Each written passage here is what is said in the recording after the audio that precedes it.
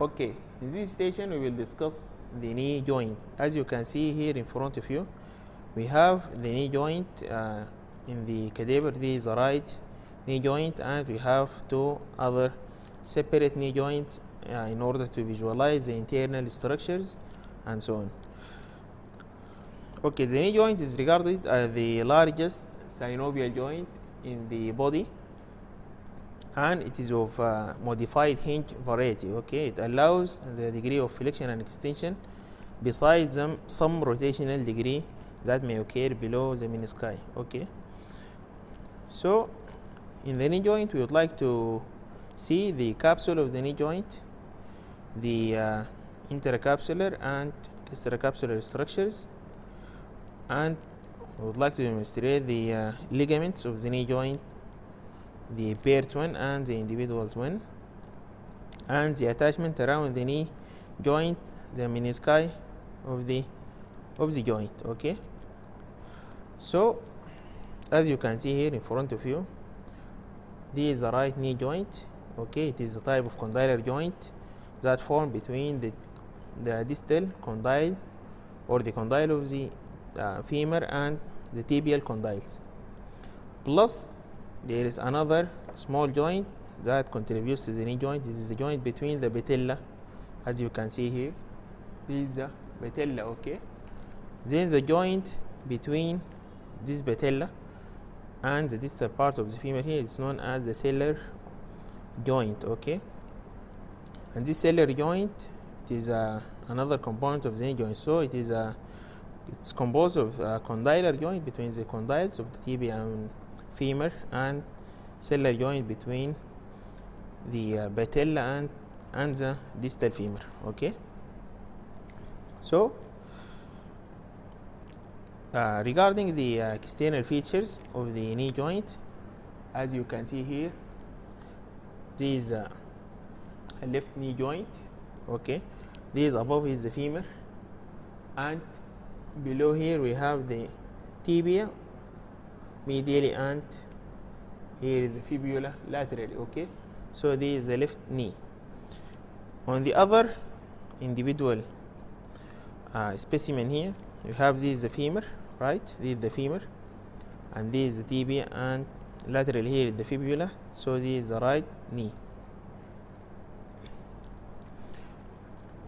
The above the knee joint, the quadriceps femoris muscle, which is the muscle that forms the anterior compartment of the femur, and is regarded as the chief extensor of the knee joint. The four muscles together forms this tendon. This tendon is called the quadriceps tendon. This tendon passes above or with the patella inside this tendon, and it continues below the patella as the patellar ligament. Okay, and eventually inserted into the tibial tuberosity here. So quadriceps tendon is the patella. Below the patella we have the patellar ligament that inserted here. Okay, again on the right knee here, this is the patellar ligament, this is the quadriceps tendon, and this is the patella itself. When we reflect, when we made an incision here through the quadriceps tendon and reflect the knee downwards or reflect the patella downwards, you can visualize the internal features of the knee joint. Okay, on the other one also I would like to reflect it downwards. Okay, now you can see these internal features and these external feature. From outside, this is called the joint capsule. Okay, and the capsule, it is a fibrous structure that surrounds the whole components of the joint. Okay, it passes below the two tibial condyles, and laterally continuous with the collateral ligaments. Okay, and above here, above the lower part of the femur, which is a femoral condyle, and medially with which we have the medial collateral is blended with the capsule of the joint. Okay, And this capsule it actually encloses all the structures that found within the joint. Okay, so we have another lining. It is called the synovial membrane. Okay, and the synovial lining is only the lining for the articular surfaces. Okay, it passes only at the margin of the articular surfaces between the femur, the tibia, and the patella. Okay, and this synovial lining has an upward extension here and another downwards and lateral extension. And this upward extension together with this structure, this is the fat in this area. It is called the Subara Betelge bursa. Okay, and the Subara Betelge bursa is one of the extensions of the synovial joint that extends above the knee joint, and into which we have the insertion of the infrequent articularis genius muscle on the upper part. Okay, below the level here we have below the level of the knee joint. Okay, this is called the infrapatellar fat pad. Okay, this is a pad of fat that found below the level of the knee joint and just behind the patellar ligament. Okay, so these in general the external features and some of the superficial internal features. And we have to know that there is some structures in the knee joint such as the cruciate ligament that will be demonstrated in a few seconds, that found within the joint capsule, intercapsular, but outside the synovial membrane. Okay, then it is an intercapsular and extrasynovial structures. So this is what is regarding the some external features. And now let us move to see the knee joint from inside. Okay, now I am flexing the knee joint. This is the femur, right? And below here we have, this is the femur, and this is the patellar ligament and quadriceps tendon, and below here we have the tibia and fibula. Okay, now I am flexing the knee joint and reflecting the patella in order to visualize the internal feature here. Okay, internally you can see this articular surface of the femoral condyles. Okay, this is the medial femoral condyle and this is the lateral femoral condyle.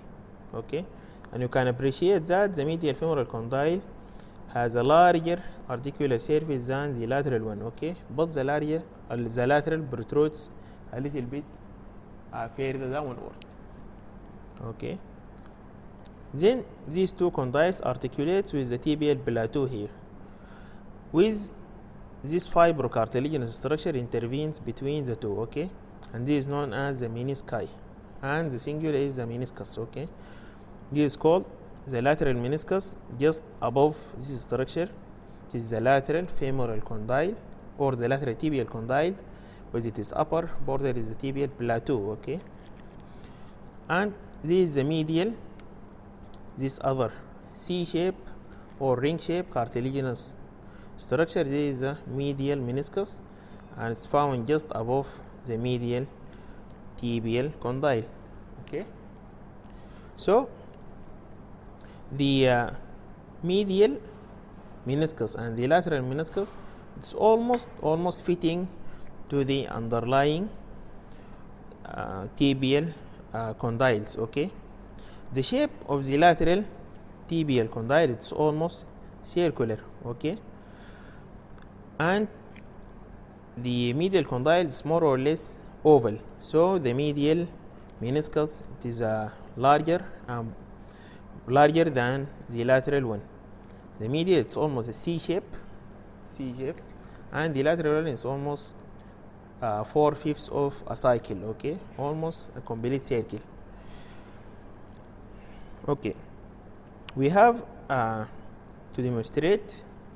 This is called the Sub meniscal compartment, and here is the supra meniscal compartment. Okay, here's a compartment below the menisci, and this compartment above the meniscus. And the importance of that with regard to the movement of the knee joint, we discuss it at the end of the station. Okay, but regarding the movement, we have to know these. We have two compartments, just below the menisci and above the meniscus. Okay.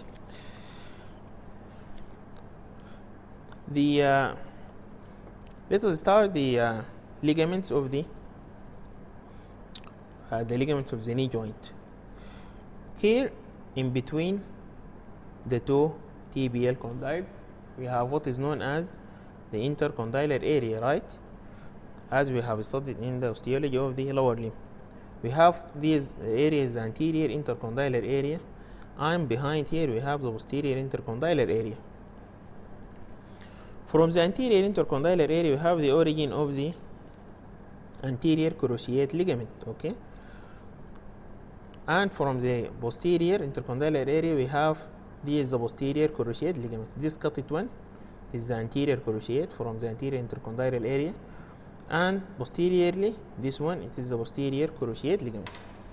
So it's called cruciate because the two ligaments crosses each other like this in a cross manner. So the name cruciate ligaments. The anterior cruciate ligament, as you can see here clearly, possesses a direction in the in this way, like this. Okay, it arises from the anterior intercondylar area, then it passes posterolaterally. Okay, posterolaterally, ascend posterolaterally to be inserted into the posteromedial aspect of the lateral femoral condyle.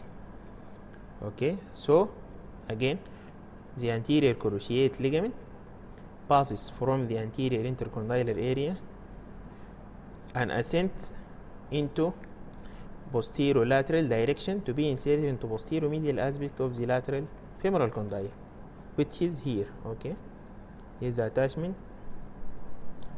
of the anterior cruciate ligament, and the anterior cruciate ligament prevents the tibia from moving forward on the femur. Okay, it prevents this movement. Okay, if we have an intact anterior cruciate, then the tibia will never move forward on the femur. The other one is the posterior cruciate ligament, which is here.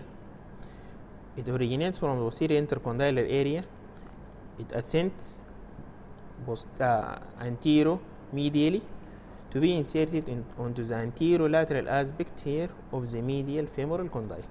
So, originate from the posterior intercondylar area, ascend anteromedially, and inserted anterolateral aspect of the medial femoral condyle. And the posterior cruciate, actually, when compared to the anterior cruciate, it is shorter, broader, less oblique, and stronger. Okay, this is for more dominant feature or features that characterizes the posterior from anterior cruciate. So short, broader, and stronger and less oblique than the anterior cruciate, and this make it more stable to be injured than the anterior. The anterior cruciate is more vulnerable to injury than the posterior one. Okay, so this is regarding the anterior and posterior cruciate ligaments. And the posterior, as I have said, it prevents the posterior movement of the tibia on the femur. Okay, now let us see the collateral ligaments. Okay, this one here, it is the medial collateral ligament, or what is known as the tibial collateral ligament. It passes from the upper medial area of the medial femoral tibial condyle downward up to the medial epicondyle. This is the medial epicondyle of the femur upward. Okay, it connects between the two, and this medial collateral ligament has some connection with the medial meniscus, right? As you can see here very clearly, this is the medial collateral is attached to the medial meniscus, and this make this connection more vulnerable to the injury. Okay, the medial collateral ligament is more vulnerable to injury than the collateral because it attaches to the medial meniscus, and together with these two structures, the anterior cruciate is also more vulnerable. So in any twisting injury such as sport injury, when there is a twisting force that applied to the femur, you will find the player that suffered an injury to the anterior cruciate, medial collateral, and the medial meniscus, and this is known as the unhappy triad of injury. Okay, unhappy triad. So this is about the medial collateral. Turning lateral, you can see here we have this the lateral collateral ligament. Okay, sorry, this is the lateral collateral here. Okay, right. This is the lateral collateral ligament. It's cut here, and it passes from the head of the fibula up to the lateral epicondyle of the femur. Okay. Below it, we have this tendon. This tendon is the tendon of popliteus muscle. Okay, the tendon of popliteus muscle found intercapsular. Okay, one of the intercapsular structures passes through the capsule. You can see here, this is a triangular area above this oblique soleal line. This triangular area and this muscle is the popliteus muscle. It passes in triangular manner as we have described the previous station or the previous practical station. Yes, it passes obliquely to be inserted onto the lateral epicondyle. By this, when it contracts, it causes the femur to rotate laterally on the tibia. Okay, and this is the mechanism of unlocking. Okay, then we have seen the lateral structures, the lateral collateral ligament, or what is known as the fibular ligament, and this is the popliteal tendon. Okay, or the tendon of popliteus muscle. Okay, by this we have seen the two cruciate ligaments and the two collateral ligaments. So we have another ligament, which is this ligament posteriorly, and this ligament is known as the oblique popliteal ligament, and it is an extension from this tendon. Okay, this tendon of insertion here, and this insertion actually for the semimembranosus muscle. The semimembranosus muscle is one of the muscles that form the posterior aspect of the thigh, and this muscle will be inserted onto the groove behind the medial tibial condyle. From its insertion, we have two extensions. One of the extension is here. It is the fascia above the popliteus, and the other one is the oblique popliteal ligament, this one, that supports the ligament from behind. Another ligament to mention is this deep ligament. You can see it here clearly, this deep one. It is called the posterior popliteal ligament or the posterior meniscofemoral ligament. Okay, posterior meniscofemoral ligament. It passes behind the posterior. This is the posterior cruciate ligament. Okay, behind the posterior cruciate we have the posterior meniscofemoral ligament, and in front of it, we can't see it here clearly, but in front of it we have what is known as the anterior meniscofemoral ligament from the menisci and passes up to the femoral condyles, and this is known as the anterior and posterior femoral meniscofemoral ligament of Humphrey and Risberg. Okay, so up to now we have mentioned number of 7 ligaments. Okay, 3 paired ligament, the 2 cruciate, the 2 collateral ligaments, and the 2 meniscofemoral ligaments, plus the oblique popliteal ligament. Okay, totally almost we have a number of 10 ligaments around the knee joint, and let us see the other 3 ligaments. The ligament that anchor the menisci to the tibial condyle.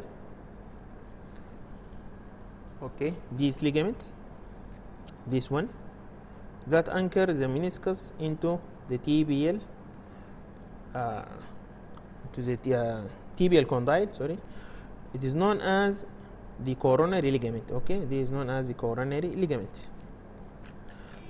Another one, you can see this ligament that attaches the two anterior edges of the meniscus between the medial and lateral one. This is known as a transverse knee ligament. Okay, transverse knee ligament. Okay, there is number of 9 ligaments, and the last one, this ligament, which is known as the arcuate ligament. And the arcuate ligament it is a limp. It is a Y-shape ligament with it is a stem of this Y shape into the head of the fibula, and the two passes into the condyle of the femur. Okay, so this is collectively the all ligament of the knee joint, around the knee joint. Okay, so posteriorly here we have to mention the other muscular attachment. Okay, here above you can see this is the line of the joint capsule. Okay, this is the line of the joint capsule again, and this is the line of the Subara Betelge bursa, which we have already said that it only covers the synovial membrane, only covers the articular surfaces. Now let us see the other muscular attachment. Okay, laterally here around the knee we have this the biceps femoris muscle. Okay, and this is the lateral head of the gastrocnemius muscle from the lateral femoral condyle and the lateral supracondylar ridge. This one, this muscle, it is a semi-membranosus muscle, and it comes from the medial aspect and went around the posterior margin of the medial tibial condyle to be inserted onto groove behind the medial tibial condyle. Okay, from it we have, as I have already said, we have this extension. This is the oblique popliteal ligament, and the other extension, it is a fascia, this fascia around the popliteus muscle. Okay, other muscle, we have this origin of the medial head of the gastrocnemius. Okay, this one, and I can't see the plantaris muscle here. I can't see it anymore. And this is the popliteus muscle. These are the posterior features. Okay. Okay, regarding the anterior features and the anterior and medial features of the knee joint, you can see here again these quadriceps tendon. We have already said. When we reflect it, you can find these the kneecap or the patella, and the patella is divided by this ridge. Okay, and this ridge is divided into larger lateral surface and smaller medial surface. So this is the left knee, right? This is a larger lateral surface, as you can see here. This is a very large. In comparison, when we see the other right knee, this is the ridge here, and this is a lateral surface. And if you put it on any flat surface, it will drop on this lateral surface. Okay. Then let us see the other attachments. This is what is known as the iliotibial tract, and this iliotibial tract is inserted into an area called the Gerdy's tubercle, and the Gerdy's tubercle it's found on the lateral condyle of the tibia. Okay, and this is a biceps femoris tendon. It's attached to the head of the fibula. Okay, this is the biceps tendon. Here is the patellar tendon, and the patellar tendon or the patellar ligament has two extensions from either side. Okay, the medial one is called the medial patellar retinacula, and a lateral one is called the lateral patellar retinacula. Okay, it is the fibrous extension from the patellar ligament itself. Here on the upper medial tibia, we have the insertion of what is known as the pes anserinus, and it is the tendon of 3 muscles lying from anterior to posterior. The sartorius muscle. Okay, this is the gracilis muscle and the posterior one is the semitendinosus muscle. Okay, these regarding the attachment around the knee joint. And let us see the Berzey. Okay, the Berzey is a synovial field sac that found just below the tendon in order to reduce the friction of the movements. Okay, anteriorly or totally the knee joint have a dozen pairs, 12 number. Anteriorly you have 4. The one already we have discussed, it is Subara Betelge. Okay, Subara Betelge. And you can see here this muscle is attached to Subara Betelge here. It is articularis genius muscle. Okay, and this is the fat or the recess of the base itself. You can see it here clearly, pouch-like recess from the synovial membrane. Okay, this is the synovial membrane that attached to the articular surface. Okay, it extends above the patella. So this is called the pre-patella or Subara Betelge. Okay, the other berza is found just below the skin and in front of this patella. It is called the subcutaneous pre-patellar berza. Okay, the other one is found below the knee cap, and it is called the Sub Tendons or the subcutaneous infrapatellar berza. And deep to the patellar ligament we have the deep, this recess, it's called the deep subtendinous infrapatellar berza. Okay, these 4 berzei. And on the posterior aspect we have a number of 4 berzei, one behind the medial head of the gastrocnemius, one behind the lateral head, and one deep to the semimembranous called semimembranous berza, and the other deep to the popliteus muscle. It's called berza below the popliteus muscle. Laterally we have a berza intervening here between the biceps femoris and the lateral collateral, and between the lateral collateral ligament and the knee capsule. Okay, and medially between the medial collateral ligament and the knee capsule, and below here, below the base anserines, we have what is known as the anserine berza. Okay, so this is a dozen number of berzei, and this berzei may communicate between 2 joints, such as the superior, for example, superior tibial joint and the knee joint, through which this infection may spread. Lastly, few words about the anastomosis, arterial anastomosis around the knee. We have what is known as the anastomosis around the knee joint. It is formed by the branches of the femoral artery and the popliteal artery. Okay, from the femoral we have the descending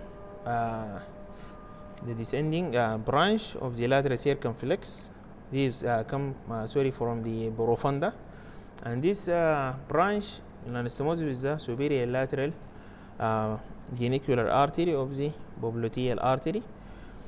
And on the medial side we have the descending or the articular branch of the descending genicular artery branch from the femoral itself, and plus the other genicular branches, namely the superior medial genicular, inferior medial and lateral genicular arteries, all from the popliteal artery, and the recurrent tibial and fibular branch from the anterior and posterior tibial arteries. Okay, these in general form a series of anastomosis around the knee joint and provide blood supply for the joint. Okay, let us discuss the movements that may occur around the knee joint, and we have already mentioned that the knee joint is a modified hinge joint that allows large degree of flexion and extension, and it also allows some degree of rotation. Okay, when you put the knee into flexion position like this, okay, this is the flexion, and the flexion of the knee it's made by number of muscles. Okay, mainly the hamstrings, which are the semimembranosus, and the biceps femoris. They are the main flexors of the knee joint. Okay, and these muscles also assisted by the muscles that form the best and serenus muscle, the gracilis muscle and sartorius muscle. In addition, the popliteus muscle, the gastrocnemius, the median and lateral head, and the plantaris muscle also act as any flexors. Okay, and the flexion is limited up to the 150 degrees by the compression of the soft tissue behind the knee. Okay, when you do full flexion and this compression of this soft tissue occurs, it limits the flexion. Okay, and the extension is the returning of the knee from the full flexion. Okay, it is the returns of the full flexion with a range of hyper extension up to 5 to 10 degrees. Okay, and the extension is caused mainly by quadriceps muscles assisted by tensor fasciae lata. Okay, regarding the rotational movement, we have rotations that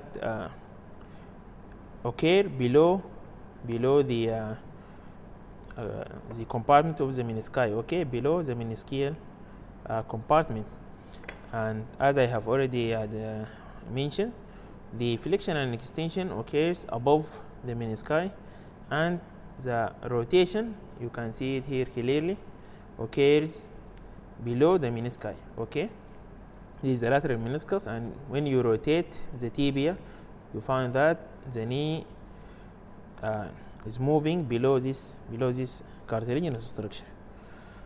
So the lateral rotation of the tibia or of the knee joint is formed when the knee in a little bit flexion position, and the biceps femoris pulls the fibula laterally, so it causes lateral rotation. The medial rotation is formed or caused by the semimembranous and semitendinous muscles. Okay, with semiflexion, there is a range of passive degree up to the 10 degrees and active up to 60 degrees. Okay, so these are possible movements that may occur at the knee joint.